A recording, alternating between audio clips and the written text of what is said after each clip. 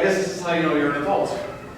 You put on a suit and pay for lessons that teach you something you didn't actually as a child. Okay. Oh, shit, I am so fucking white.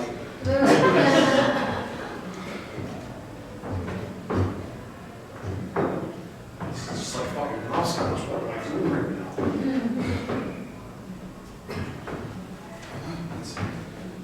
Here, learning to dance when you're 45 seems kind of pathetic, but I've heard of people learning to swim, bike, drive even, at my age or older. You can't learn anything in your first 30 years, and then between 30 and 35 you think, what's the point? I'm too old now. Then once you start making your way to 40, you think, oh shit, 30 wasn't so old, so 40 is old. I need to start learning all this shit right away. And then before you know it, you're staring down the barrel of 50, and you see mortality differently. You hear music differently. You move in ways that you don't quite recognize.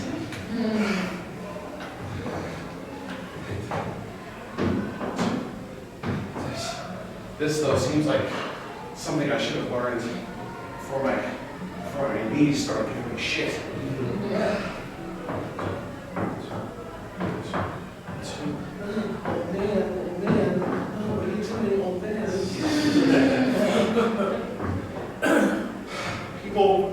People always tell you to just go out and dance, right? No one's paying attention to you.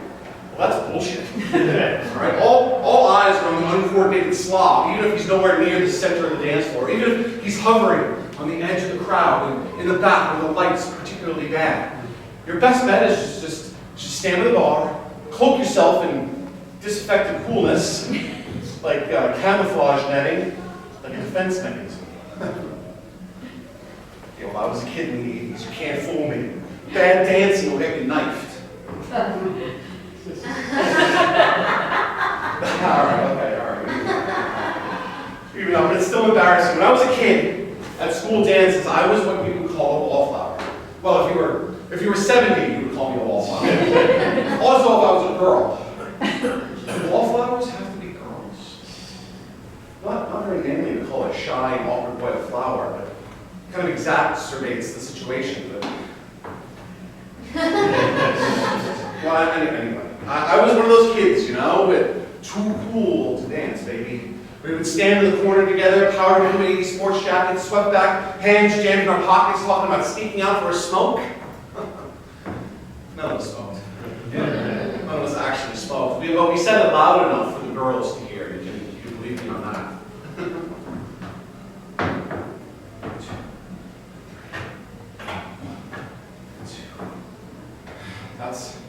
That's when I should have started, If I'd walked across the gym and asked Anne-Marie Fitzgerald to dance, my whole life might have been completely different. Anne-Marie with her dark hair and sharp goddamn sarcasm. Sarcasm is so hot for a junior high schooler. Don't let anybody tell you that it's about who develops a chest first. It's about who develops the ability to deliver a withering one-liner.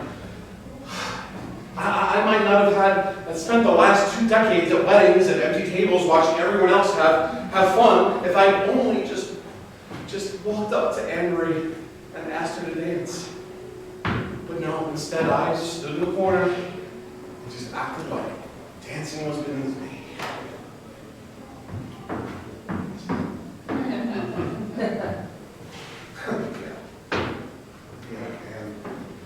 Hannah and I stayed friends though.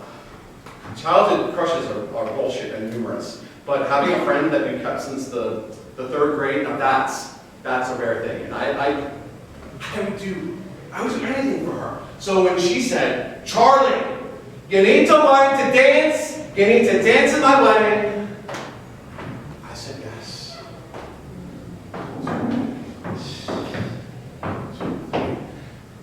Does anybody waltz anymore? She's going to be a beautiful bride. She's got this glow and that smile that she's got great tasting friends. So I know that the wedding will be fun, no matter how terrible my dancing is. And she's the one who introduced me to Claire, They used to work together, and one night, about 5 years ago, Anne invited me out for drinks, and I dutifully went along, the old friend meeting the new friends and all that, and I didn't want to go. I'd been single for a while, and I had a nice pattern of coming home after work, drinking most of a bottle of wine, watching Netflix, and half-heartedly masturbating to internet porn. A thoroughly modern lifestyle choice, I felt. But I went and I walked in, and Anne was telling a story about menstrual blood, loudly, something about a previous boyfriend waking up on soiled sheets and freaking the fuck out. And so I immediately joined the conversation, regaling her of the story. At the time, I was living with a girlfriend, and I stepped in a small pool of it, and how once I realized it wasn't coming from me, I calmly cleaned up the floor and toilet and never spoke of it to her ever. And Claire, who I had just met, looked at me and said, "What's your name again?" Yeah. "I think I may love you. I want you to track me all over the house." That charmed the fuck out of me. She was gross and bold, and I was gross. So we had that in common.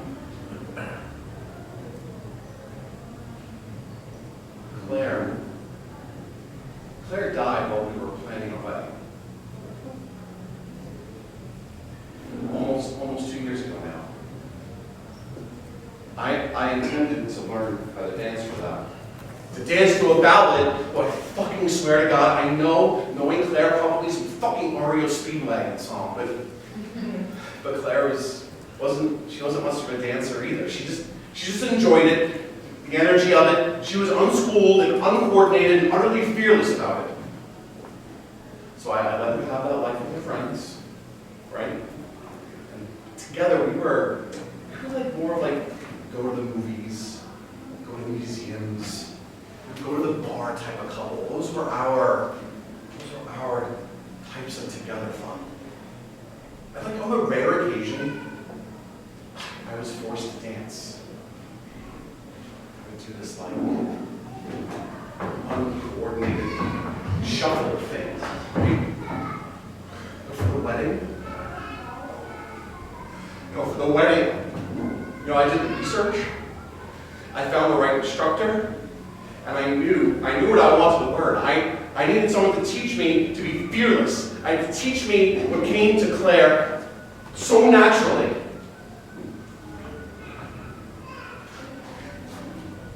And I missed my window here. I missed my chance for it to be special.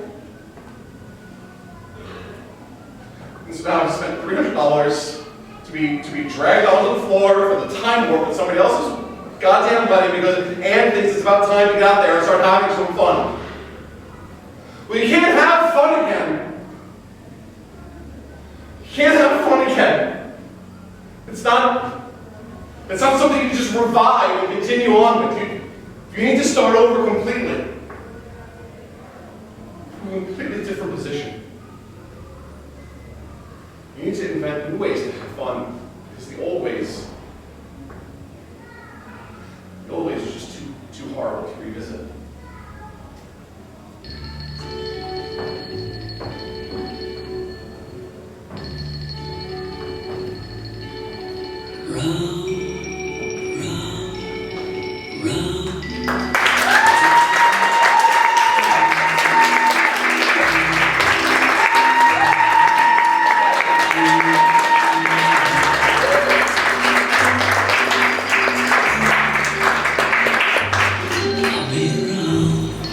There will now be one 10-minute intermission.